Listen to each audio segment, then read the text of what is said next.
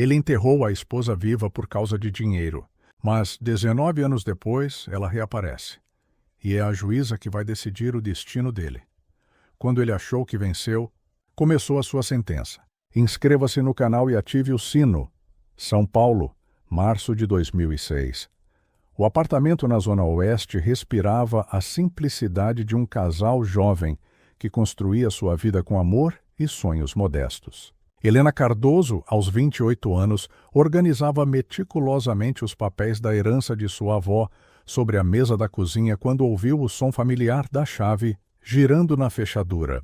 Ricardo chegava em casa carregando uma garrafa de vinho tinto e um buquê de rosas vermelhas, um comportamento incomum para um homem que raramente demonstrava romantismo espontâneo. "Amor da minha vida", ele sussurrou, beijando sua testa com uma ternura calculada. "Hoje é um dia muito especial. Precisamos comemorar esse novo capítulo das nossas vidas." Helena ergueu os olhos dos documentos, sorrindo com aquela ingenuidade quase infantil que sempre a caracterizara. Professora de Direito Constitucional na Universidade São Judas, ela era conhecida entre colegas e alunos por sua bondade genuína e sua fé inabalável na justiça e na natureza humana. Casada há 3 anos com Ricardo, Helena acreditava piamente ter encontrado seu grande amor, seu companheiro para a vida toda. Não conseguia enxergar além da máscara de charme que ele usava. Não percebia os sinais que seus amigos mais próximos já haviam notado. O olhar calculista quando falava sobre dinheiro. A impaciência mal disfarçada quando ela mencionava projetos que não gerariam lucro imediato. A forma como ele mudava de assunto sempre que ela falava sobre ter filhos. Ricardo Mendes, aos 32 anos. Era um homem de aparência cuidadosamente cultivada, que escondia um coração corroído pela ganância e pela inveja.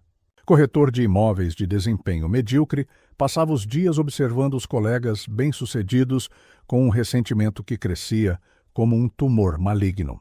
Criado em uma família de classe média baixa em São Bernardo do Campo, desenvolvera desde cedo uma obsessão doentia por riqueza, status e pela vida luxuosa que via na televisão e nas revistas. Sua falha de caráter mais destrutiva era uma ganância absolutamente insaciável.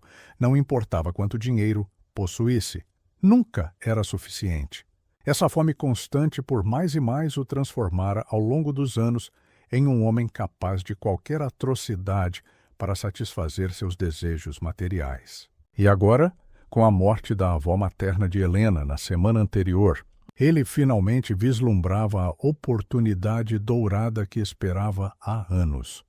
Uma herança substancial de 4,5 milhões de reais em imóveis, investimentos e joias da família. "Você parece diferente hoje, Rick", Helena comentou, estudando o rosto do marido com aquela atenção carinhosa que mulheres apaixonadas dedicam aos homens que amam.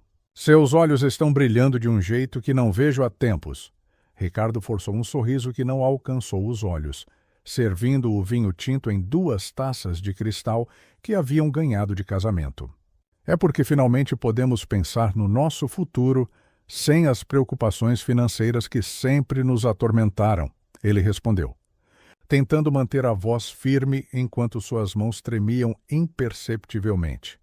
O que Helena não sabia era que Ricardo havia passado as últimas 3 semanas planejando meticulosamente cada detalhe daquela noite. Os sedativos de uso hospitalar, uma combinação letal de midazolam e propofol que sua cúmplice, Mariana, havia desviado do hospital onde trabalhava. Já estavam dissolvidos no vinho, que ele oferecia com tanta galanteria. Mariana, Costa observava toda a cena de longe, escondida no banco do motorista de um Civic azul estacionado do outro lado da rua, com os vidros levemente embaçados para não chamar atenção. Prima de 2º grau de Ricardo e sua amante secreta há mais de 2 anos, ela era uma mulher de 29 anos, cuja beleza fria escondia um coração ainda mais gelado e calculista que o do próprio primo. Formada em enfermagem pela Universidade 9 de Julho, trabalhava no turno noturno do Hospital São Camilo, onde tinha acesso privilegiado a medicamentos controlados. Obcecada por Ricardo, Desde a adolescência, quando ele era apenas um primo mais velho que mal notava sua existência, Mariana alimentava há anos um ciúme doentio e destrutivo de Helena. Via na professora ingênua tudo aquilo que ela própria nunca conseguira ser. Genuinamente boa, naturalmente querida pelas pessoas, capaz de inspirar amor verdadeiro sem manipulação. Essa inveja havia se transformado ao longo do tempo em um ódio puro que a consumia por dentro. No plano diabólico que Ricardo elaborara, Mariana via a oportunidade perfeita de eliminar para sempre a mulher que se interpunha entre ela e o homem que desejava, além de garantir acesso à fortuna que sempre cobiçaram. Sua dependência emocional tóxica por Ricardo era tão intensa que ela havia se tornado voluntariamente cúmplice de um dos crimes mais hediondos que alguém pode imaginar. Dentro do apartamento, a tragédia se desenrolava com precisão sinistra. Helena começou a sentir os primeiros sintomas dos sedativos após cerca de 20 minutos. Uma tontura sutil, seguida por uma sensação de desconexão com a realidade. Acho que bebi rápido demais, ela murmurou, apoiando-se na quina da mesa da cozinha enquanto tentava manter o equilíbrio. Estou me sentindo estranha, como se o mundo estivesse girando devagar. Ricardo se aproximou com uma expressão de preocupação perfeitamente ensaiada, segurando-a pelos ombros com uma delicadeza que escondia a frieza de suas verdadeiras intenções. Vem, meu amor, vamos para o quarto. Você precisa se deitar um pouquinho. Foi uma semana muito pesada com todo o estresse do funeral da sua avó e a papelada da herança. Helena confiou completamente no marido naquele momento de vulnerabilidade extrema, acreditando genuinamente que estava apenas exausta após uma semana emocionalmente devastadora. Quando Ricardo a deitou na cama matrimonial que dividiam há 3 anos, ela ainda conseguiu sussurrar um "obrigada" antes que a escuridão a envolvesse completamente. Eram exatamente 23h15 quando ela perdeu a consciência, sem imaginar que aquela seria a última vez que dormira em sua própria cama.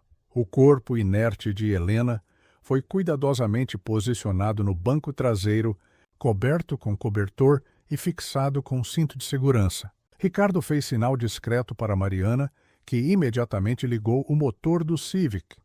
A convoy macabra partiu de São Paulo às 23h45, rumo ao sítio abandonado em Mogi das Cruzes. Bloco 3A viagem até Mogi das Cruzes durou exatas 3 horas e 20 minutos, com Ricardo dirigindo cuidadosamente para não chamar a atenção da polícia rodoviária.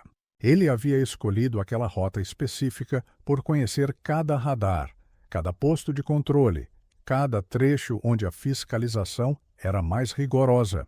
Durante todo o trajeto, monitorou constantemente os sinais vitais de Helena através do retrovisor, preocupado apenas em garantir que ela permanecesse viva o suficiente para ser enterrada consciente, parte essencial de sua vingança sádica.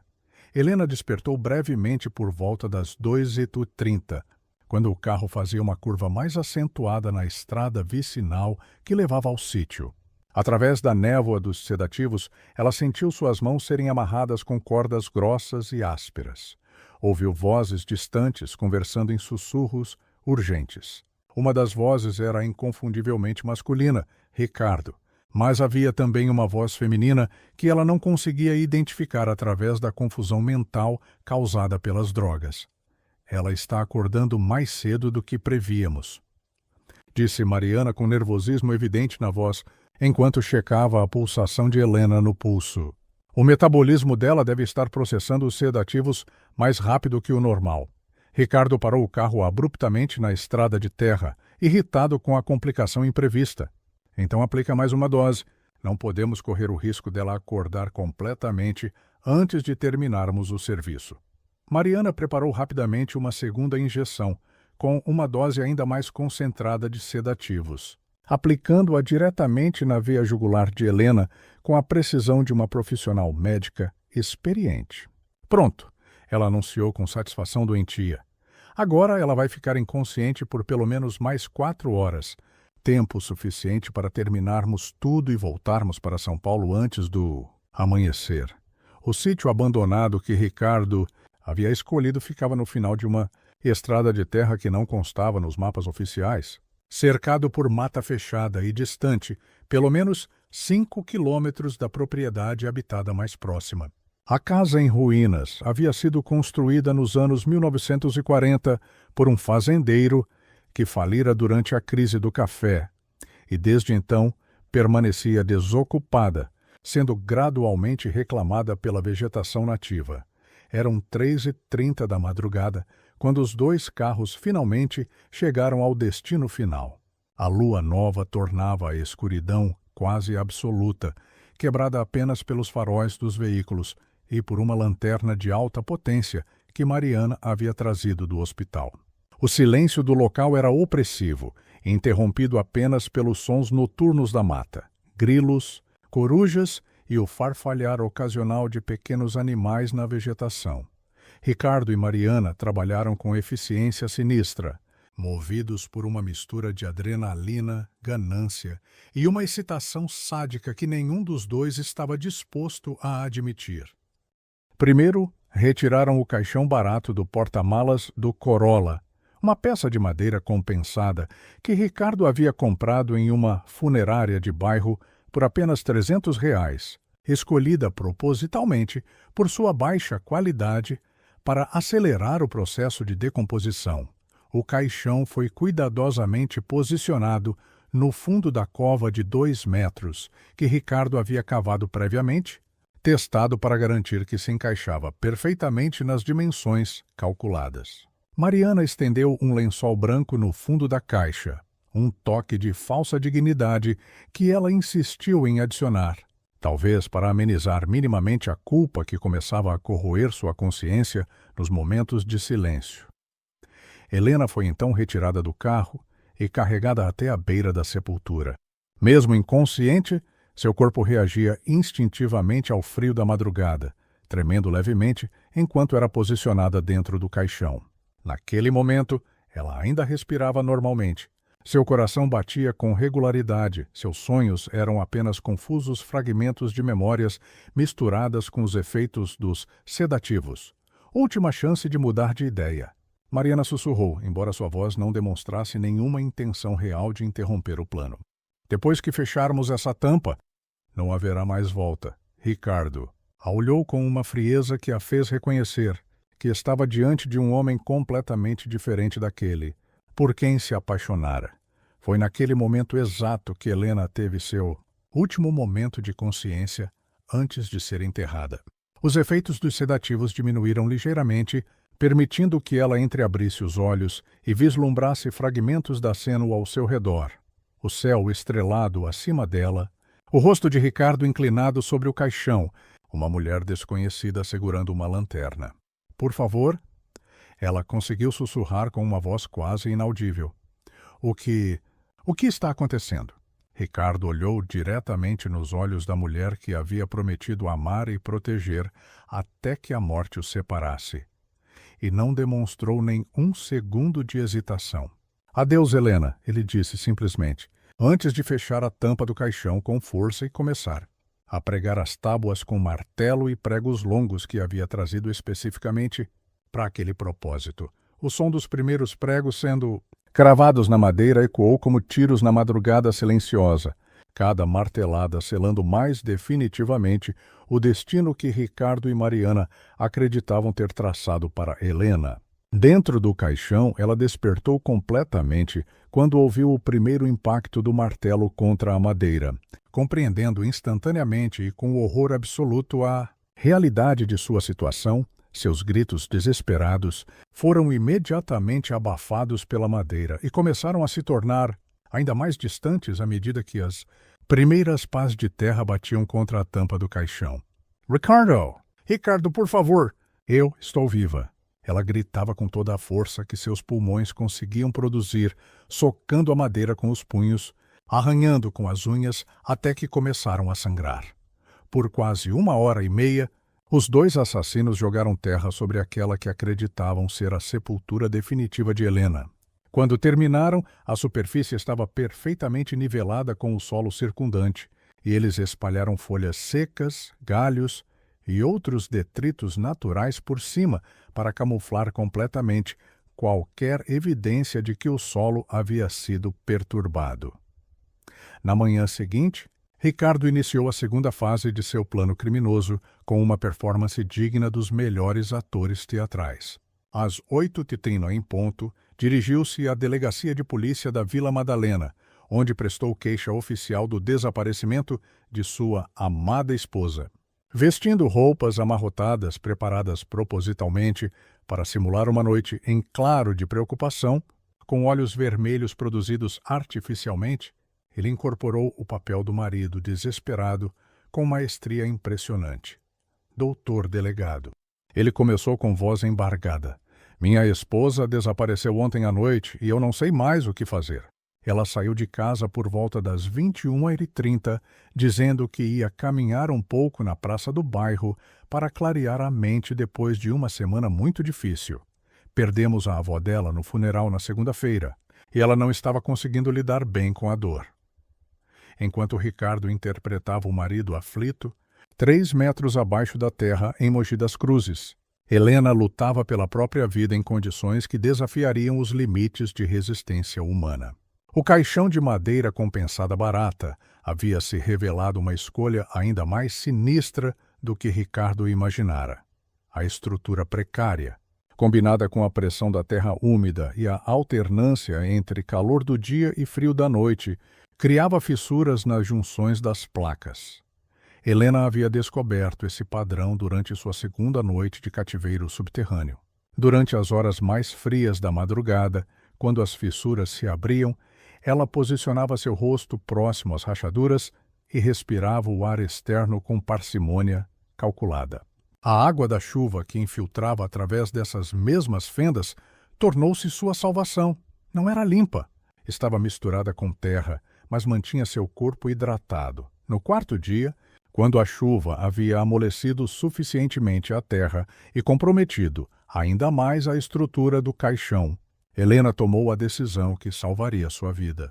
Uma das placas laterais havia se desprendido parcialmente na altura de seus pés, criando uma abertura de aproximadamente 15 centímetros. Era pequena demais para que ela conseguisse sair, mas suficiente para começar a escavar. Com as mãos já em carne viva devido aos dias de arranhões contra a madeira áspera, Helena começou a cavar através da terra amolecida pela chuva. Cada punhado de barro que conseguia remover e empurrar para dentro do caixão era um passo microscópico em direção à liberdade, mas também uma batalha épica contra a dor física, o esgotamento mental e o desespero crescente. Durante a escavação, ela fazia pausas regulares para descansar e avaliar sua situação. Era uma corrida contra o tempo. Precisava alcançar a superfície antes que o volume de terra removida ocupasse completamente o interior do caixão e a sufocasse. Na quinta noite, Helena sentiu uma mudança na qualidade do ar que chegava até ela através do túnel precário, mais fresco, mais limpo, carregando o aroma que indicava proximidade com a superfície. Às 4h30 da manhã do sexto dia, a mão ensanguentada de Helena finalmente rompeu através da camada superficial de terra e folhas, emergindo para o ar livre como uma manifestação literal de ressurreição. Helena cambaleou através da mata fechada por quase 2 horas antes de encontrar a estrada vicinal de terra batida.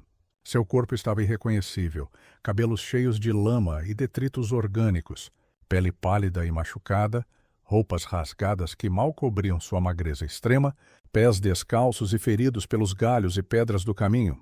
Quem a visse naquele momento pensaria estar diante de uma aparição sobrenatural. Foi às 5h30 da manhã que José Benedito da Silva, caminhoneiro de 52 anos que fazia a rota São Paulo-Rio há mais de 20 anos, avistou aquela figura fantasmagórica na beira da estrada.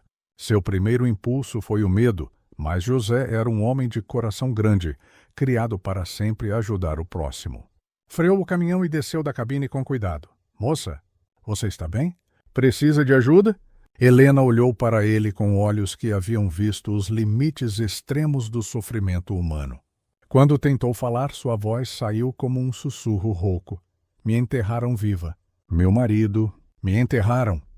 Depois dessas palavras, desabou sobre o asfalto úmido, inconsciente pelo esgotamento completo, no Hospital Municipal de Suzano. A chegada de Helena causou comoção imediata entre a equipe médica.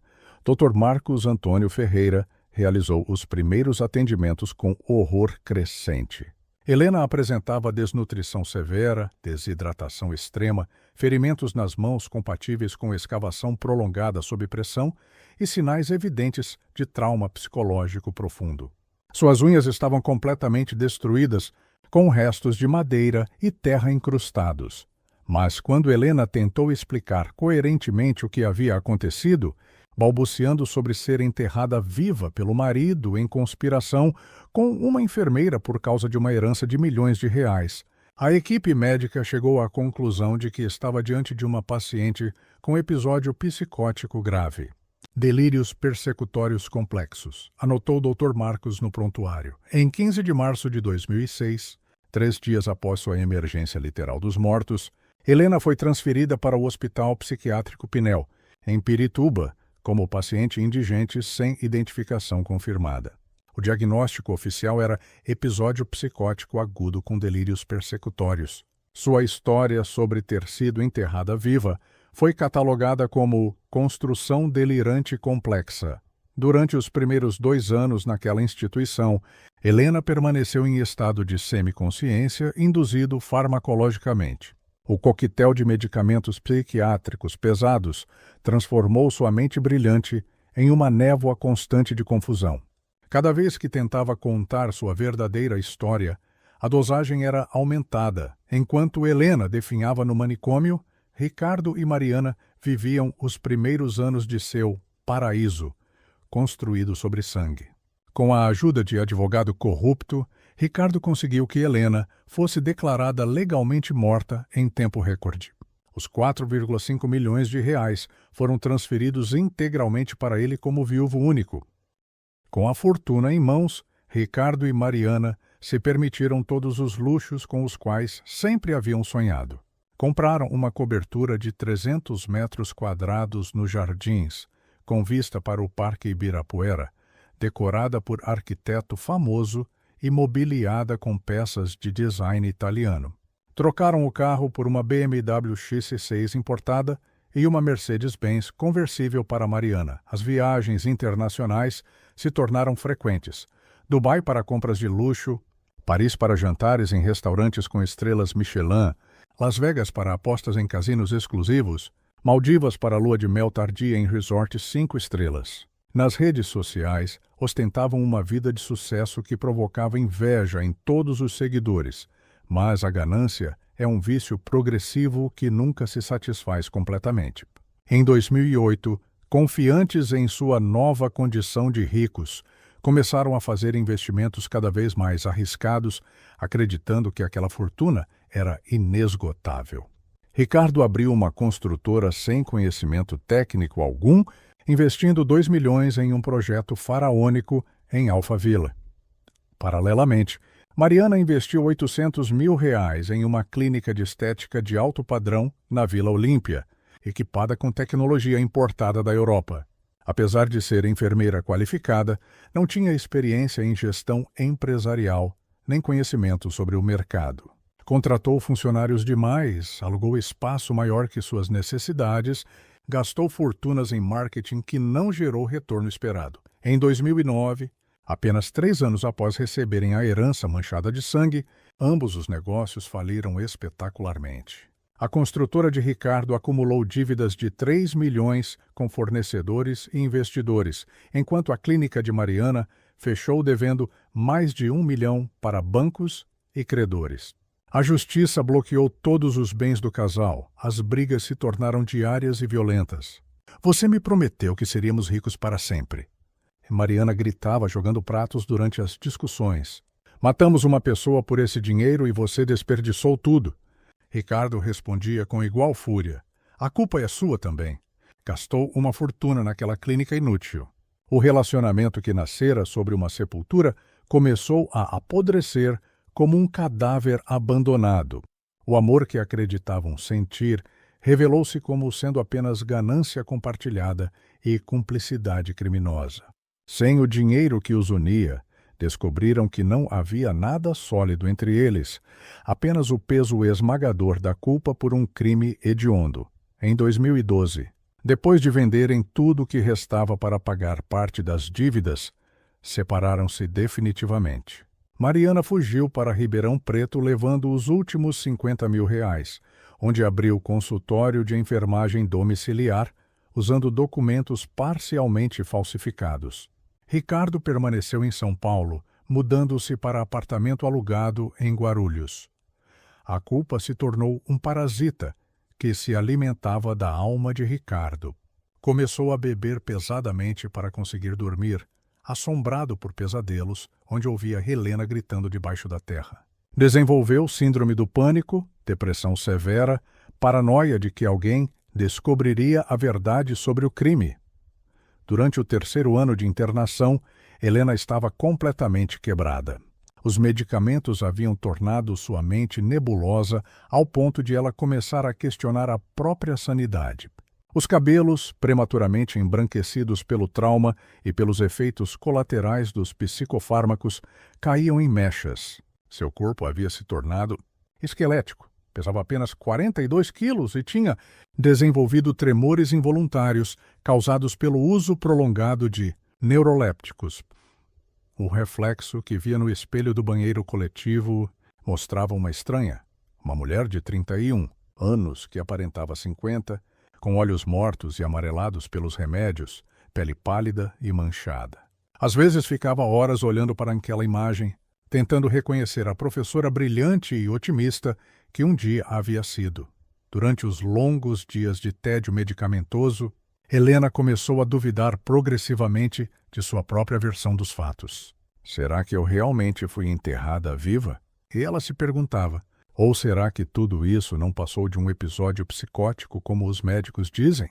Talvez eu seja realmente louca e toda essa história seja fruto da minha imaginação doente. Foi durante uma noite particularmente gelada de julho de 2009, no auge do inverno paulista, que Helena chegou ao seu limite absoluto de resistência psicológica.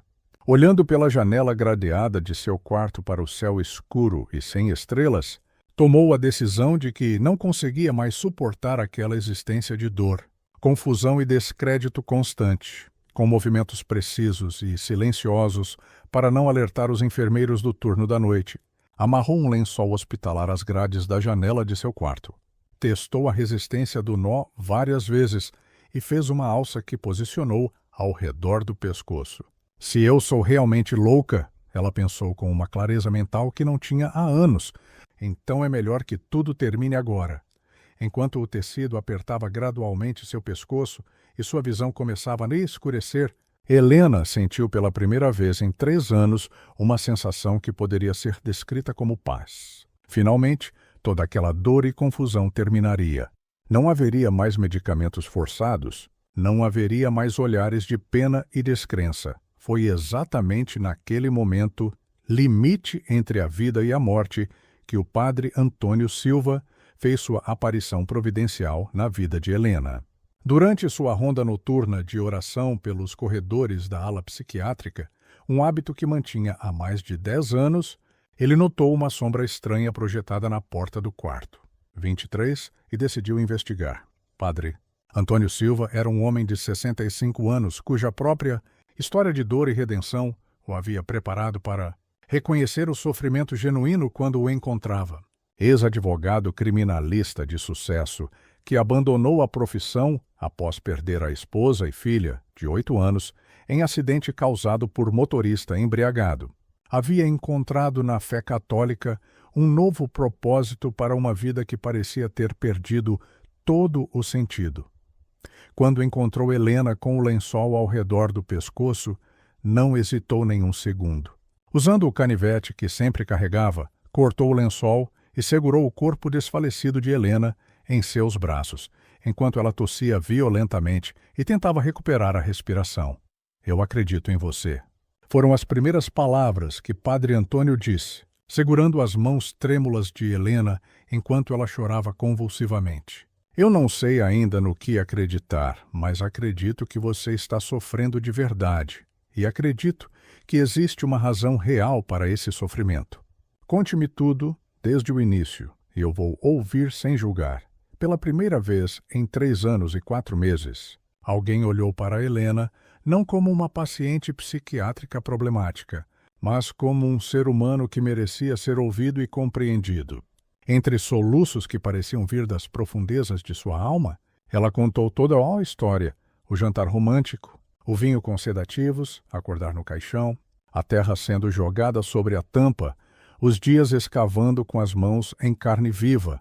Padre Antônio ouviu cada palavra com atenção absoluta, segurando suas mãos e oferecendo-lhe lenços quando as lágrimas se tornavam muito intensas. Sua experiência como advogado criminalista lhe permitiu identificar detalhes na narrativa de Helena que eram específicos demais e coerentes demais para serem produto de delírio psicótico. Helena. Ele disse quando ela terminou de contar sua história: "Eu preciso investigar tudo isso que você me contou. Se for verdade, e minha experiência me diz que é, então uma injustiça terrível foi cometida não apenas contra você, mas também contra a própria ideia de justiça. Você está disposta a lutar para provar a verdade?" Durante as semanas seguintes, Padre Antônio usou discretamente seus contatos da vida passada como advogado para investigar a história de Helena. Através de um antigo colega que ainda mantinha acesso a bases de dados policiais, descobriu que realmente havia existido uma Helena Cardoso que desapareceu em março de 2006, casada com Ricardo Mendes, e que havia sido declarada morta presumida, gerando uma herança milionária para o viúvo. Mais intrigante ainda, os registros hospitalares de Suzano mostravam que uma mulher não identificada havia dado entrada no pronto-socorro exatamente na data que Helena mencionara, apresentando ferimentos compatíveis com escavação prolongada sob pressão, desnutrição severa e sinais de trauma psicológico extremo. Havia, inclusive, fotografias médicas arquivadas mostrando suas mãos ensanguentadas e unhas destruídas. O depoimento do caminhoneiro José Benedito da Silva estava nos arquivos policiais de Suzano, descrevendo em detalhes a condição em que encontrou Helena. A moça parecia ter saído da própria sepultura, estava coberta de terra da cabeça aos pés, falando sobre ter sido enterrada viva pelo marido. Nunca vi nada igual em 20 anos rodando essas estradas. Padre Antônio apresentou essas descobertas para Helena durante encontros secretos na capela do hospital, longe dos ouvidos dos médicos que ainda a consideravam delirante.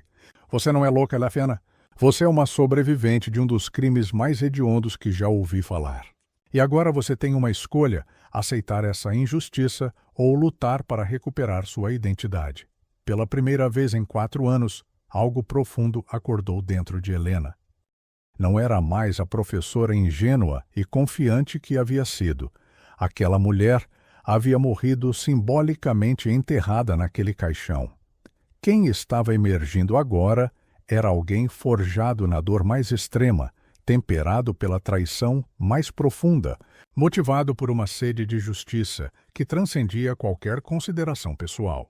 O processo de libertação legal de Helena levou 8 meses de trabalho jurídico intensivo.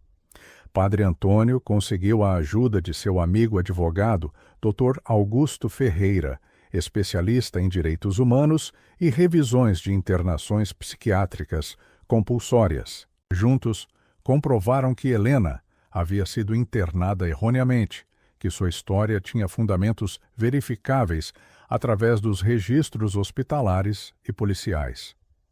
O processo judicial incluiu a exumação de evidências fotográficas de 2006, reanálise de laudos médicos, nova avaliação psiquiátrica independente e o depoimento renovado do caminhoneiro José Benedito, que confirmou todos os detalhes do resgate de Helena. Em abril de 2010, ela finalmente deixou o Hospital Pinel como uma pessoa livre, mas com uma nova identidade legal: Luísa Santos.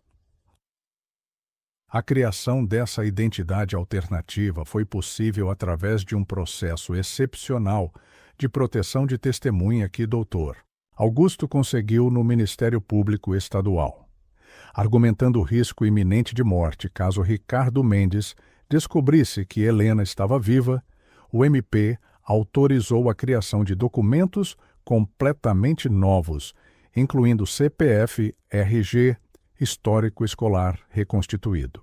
Helena, agora legalmente Luísa Santos, mudou-se para Campinas, onde poderia recomeçar sem o risco de encontrar conhecidos de sua vida anterior.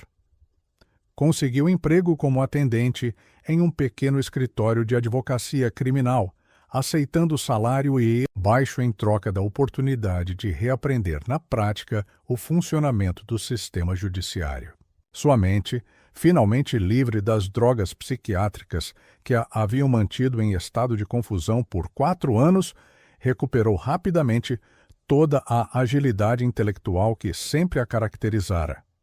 Na verdade, a experiência traumática pela qual passou havia apenas aguçado sua compreensão das falhas e injustiças do sistema legal brasileiro. Durante este período de reconstrução profissional, Helena também se dedicou intensivamente à transformação física.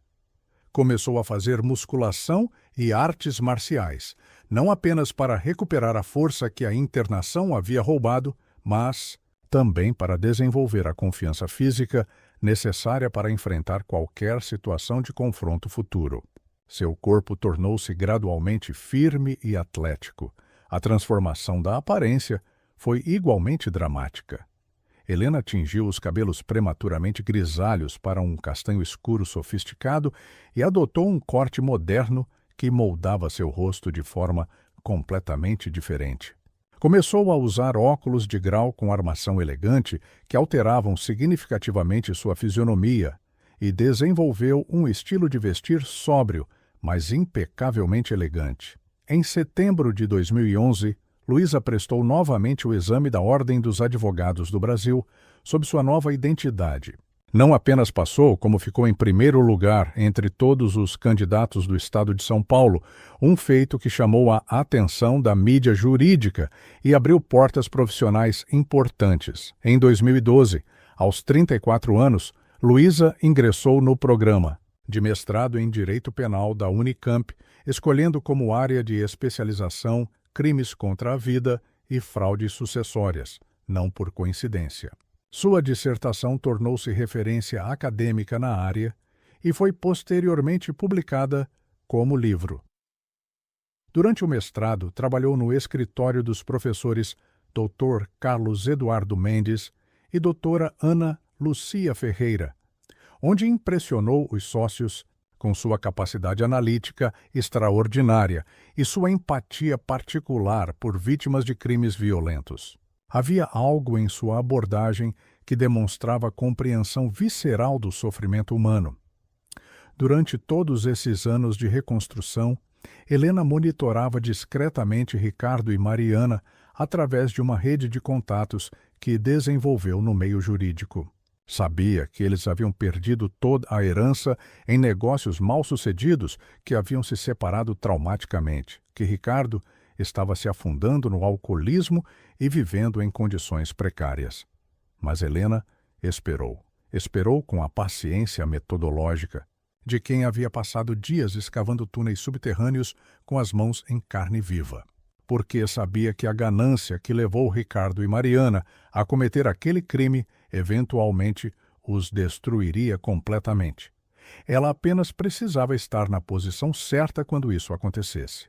Em 2015, aos 37 anos, Luísa Santos foi aprovada no concurso para promotora de justiça do estado de São Paulo, ficando entre os 10 primeiros colocados. Sua especialidade escolhida foi crimes de homicídio qualificado e fraudes patrimoniais.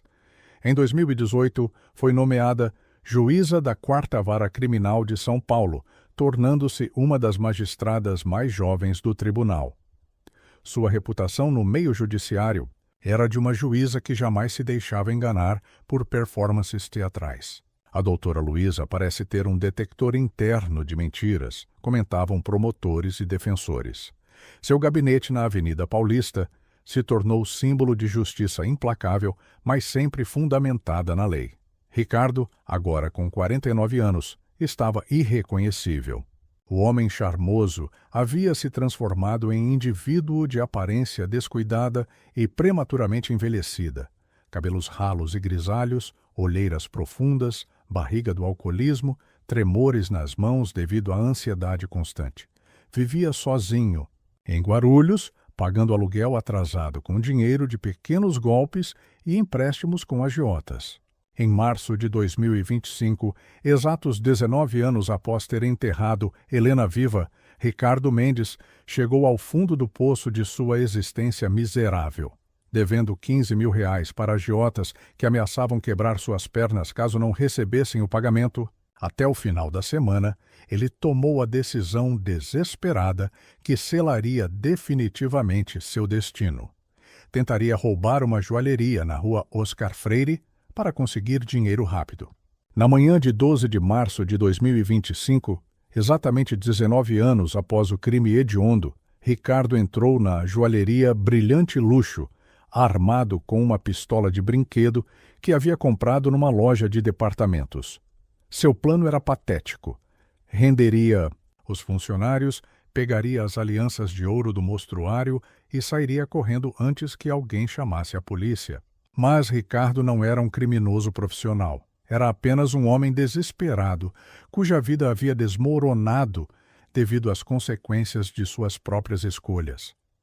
Estava visivelmente nervoso, suando excessivamente, e suas mãos tremiam tanto que deixou cair uma arma falsa no chão durante a tentativa. Os próprios funcionários perceberam que se tratava de um brinquedo. A polícia militar chegou em menos de 5 minutos. Ricardo foi preso em flagrante, sem oferecer resistência, chorando e implorando perdão aos policiais. « Por favor, eu não... Sou bandido! » ele soluçava, while sendo algemado. « Estou apenas desesperado. Preciso pagar uma dívida. Eles vão me matar. » O processo criminal por tentativa de roubo foi distribuído automaticamente pelo sistema judiciário e, por uma ironia do destino que parecia orquestrada pelos próprios deuses da justiça, o caso chegou à mesa da juíza Luísa Santos, da 4ª Vara Criminal. Quando Helena viu o nome Ricardo Mendes no processo, seu coração acelerou pela primeira vez em anos. Ela segurou os documentos com mãos que não tremiam mais, embora uma energia elétrica percorresse todo o seu corpo. Leu cada detalhe do auto, de prisão em flagrante. Ricardo estava irreconhecível nas fotografias policiais. Um homem de 51 anos que aparentava 65, com a aparência de quem havia sido mastigado e cuspido pela vida. O relatório social anexo revelava todos os detalhes patéticos de sua existência atual. Vivia sozinho, sem família, sobrevivendo de bicos e pequenos empréstimos, endividado com agiotas, viciado em álcool, sofrendo de depressão e síndrome do pânico. Mariana havia o abandonado 3 anos antes, levando os últimos recursos e desaparecendo no interior. Helena poderia ter se declarado impedida para julgar o caso, alegando suspeição. Qualquer juiz faria isso ao reconhecer o nome de alguém conhecido. Mas ela não fez isso. Durante 19 anos, enquanto se reconstruía tijolo por tijolo, Helena havia compreendido algo fundamental sobre a natureza da vingança e da justiça. A vingança verdadeira não seria matá-lo ou destruí-lo fisicamente. A vida já havia feito isso por ela. A vingança verdadeira seria olhar nos olhos do homem que a havia enterrado viva, do alto de sua posição, como representante máxima da justiça que ele tentara burlar, e mostrar que ela não apenas havia sobrevivido, ela havia triunfado completamente. Helena preparou a audiência de instrução com a meticulosidade cirúrgica de quem havia esperado quase 2 décadas por aquele momento. Durante as semanas que precederam o julgamento, ela usou todos os seus contatos no Ministério Público e na Polícia Civil para investigar minuciosamente cada movimento de Ricardo nos últimos 19 anos.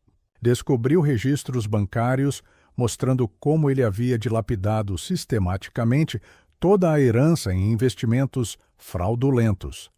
Encontrou documentos comprovando que a construtora dele havia falido devido à sua incompetência e ganância. Obteve relatórios médicos confirmando o seu alcoolismo crônico e os transtornos psiquiátricos desenvolvidos ao longo dos anos. Mais importante, através de seus contatos investigativos, Helena conseguiu localizar Mariana Costa, em Ribeirão Preto, onde vivia sob identidade parcialmente falsa, operando um pequeno consultório. Confrontada com evidências de seu envolvimento no crime de 2006 e oferecida uma barganha de delação premiada, Mariana confessou tudo em detalhes.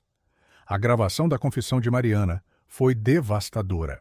Ela descreveu cada momento daquela noite macabra, como desviou os sedativos do hospital, como monitorou Helena durante a viagem, como segurou a lanterna enquanto Ricardo cavava a sepultura, como jogou terra sobre o caixão, ouvindo os gritos abafados da vítima.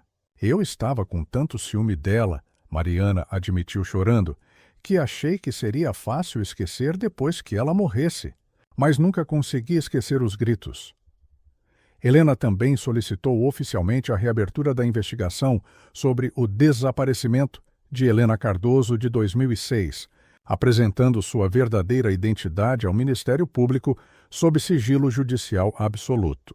O MP, chocado com as revelações, abriu uma investigação paralela sigilosa que confirmou todos os detalhes através de perícias. Forenses nos registros de 2006, as fotografias médicas de Helena, quando foi encontrada pelo caminhoneiro, foram reanalisadas por peritos criminais, que confirmaram que os ferimentos nas mãos eram 100% compatíveis com escavação prolongada sob terra compactada. As amostras de terra encontradas sob suas unhas em 2006 foram comparadas com amostras coletadas no sítio de Mogi das Cruzes, revelando correspondência mineral perfeita. A audiência foi marcada para 15 de setembro de 2025, numa sexta-feira que Helena escolheu propositalmente. Ela revisou cada pergunta que faria, cada documento que apresentaria, cada momento dramático que orquestraria. Na manhã da audiência, Helena chegou ao Fórum Criminal da Barra Funda 2 horas antes do horário marcado. Vestiu sua toga preta mais imponente, penteou os cabelos com elegância severa e ajustou os óculos que mudavam completamente sua fisionomia. No espelho do banheiro de seu gabinete, ela viu uma mulher de 47 anos no auge de seu poder profissional e pessoal. Hoje, ela sussurrou para seu reflexo: a justiça que eles acharam que poderiam burlar finalmente será servida, e será servida pelas minhas próprias mãos. Às 14h em ponto, ela entrou na sala de audiências com a solenidade de uma deusa da justiça, prestes a julgar mortais que haviam desafiado as leis divinas. Ricardo entrou na sala algemado, acompanhado por um defensor público jovem e inexperiente que havia sido designado para o caso apenas na semana anterior. Estava cabisbaixo, derrotado, com a aparência de alguém que havia desistido completamente da vida. Vestia uma camisa amarrotada e calças sujas, tinha barba por fazer há vários dias e exalava o odor característico de quem abusa do álcool. Quando Ricardo ergueu os olhos pela primeira vez e viu a juíza que presidiria seu julgamento, não a reconheceu absolutamente. Como poderia? A mulher diante dele era a personificação da autoridade judicial. Imponente, elegante, irradiando um poder quase tangível que preenchia toda a sala de audiências.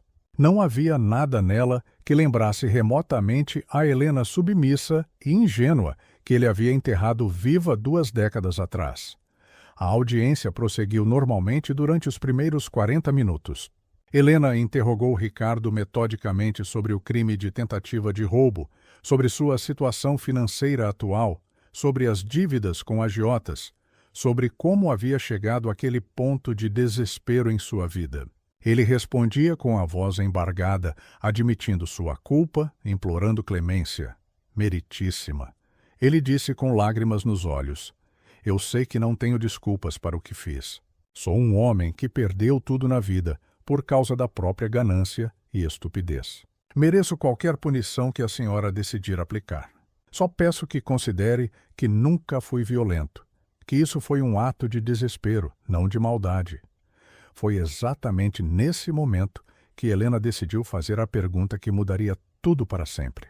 Senhor Ricardo Mendes, ela disse com uma voz que gradualmente ganhava um tom de aço gelado. O senhor é viúvo, correto? Sua esposa, Helena Cardoso, desapareceu em circunstâncias trágicas em março de 2006. Como o senhor lidou emocionalmente com essa perda traumática ao longo desses 19 anos? Ricardo ficou confuso com a pergunta aparentemente fora de contexto em um processo sobre tentativa de roubo. O defensor público olhou perplexo entre seu cliente e a juíza, também sem entender a relevância da questão. Mas Ricardo respondeu automaticamente, como sempre fazia quando o assunto Helena era mencionado. Foi muito difícil, meritíssima. A perda da Helena me destruiu de muitas formas. Ela era uma pessoa muito boa, muito pura. Nunca consegui superar completamente. Uma pessoa muito boa e muito pura, Helena repetiu lentamente, sua voz ganhando uma intensidade que fez o ar da sala ficar pesado e carregado. Boa e pura o suficiente para merecer ser drogada com sedativos hospitalares, colocada viva dentro de um caixão de madeira barata e enterrada a 2 metros de profundidade em um sítio abandonado. Tudo por causa de uma herança de 4,5 milhões de reais? O sangue de Ricardo literalmente congelou nas veias. Seu rosto perdeu instantaneamente toda a cor, tornando-se cinza como cimento molhado. Ele começou a tremer violentamente, as algemas chacoalhando contra a mesa, suor frio brotando em sua testa. Não. Como a senhora sabe, o que está acontecendo aqui? Senhor Ricardo, Helena continuou com a voz implacável de quem representa a Justiça Suprema. O senhor me reconhece agora? Ela removeu lentamente seus óculos e fixou nele um olhar que ele não via há quase 2 décadas. Olhe bem para mim. Olhe nos meus olhos. O senhor consegue se lembrar de onde já viu esses olhos antes? Ricardo fixou o olhar naqueles olhos que o fitavam com uma intensidade sobrenatural. Havia algo familiar, algo que despertava uma memória terrível que ele havia tentado enterrar no fundo de sua consciência, junto com sua vítima. Mas não era possível. Helena estava morta. Ele tinha certeza absoluta. Meu nome verdadeiro não é Luísa Santos.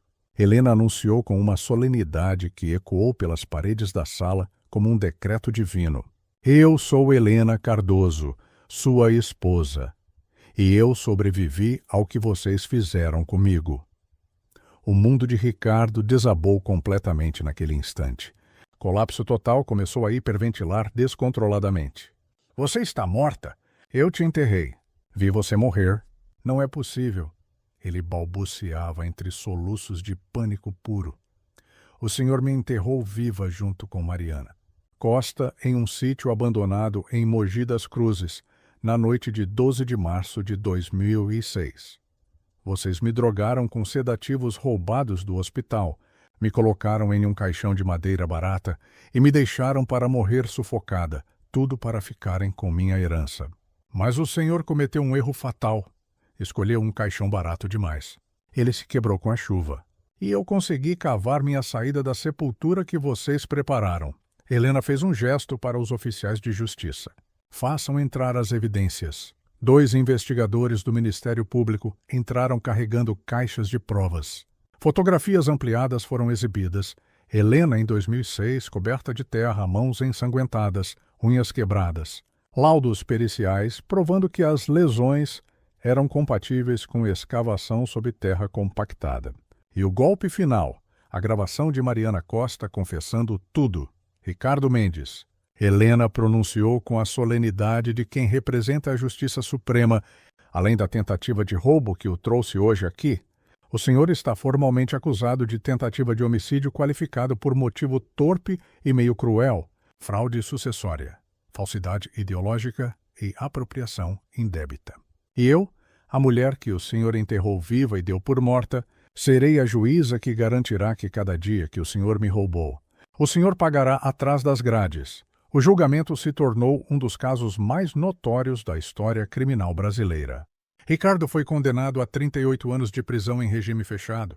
Mariana recebeu 22 anos. A herança recuperada foi integralmente doada por Helena para instituições de apoio a vítimas de violência. Helena fundou a ONG Vozes Enterradas para revisar internações psiquiátricas compulsórias e oferecer suporte legal para vítimas desacreditadas. Do alto de seu gabinete na Avenida Paulista, Helena olhava a cidade que quase a destruiu e sussurrava: a verdadeira herança não é o que nos deixam, é o que fazemos quando tudo nos é tirado. É a força que descobrimos escavando nossa própria liberdade.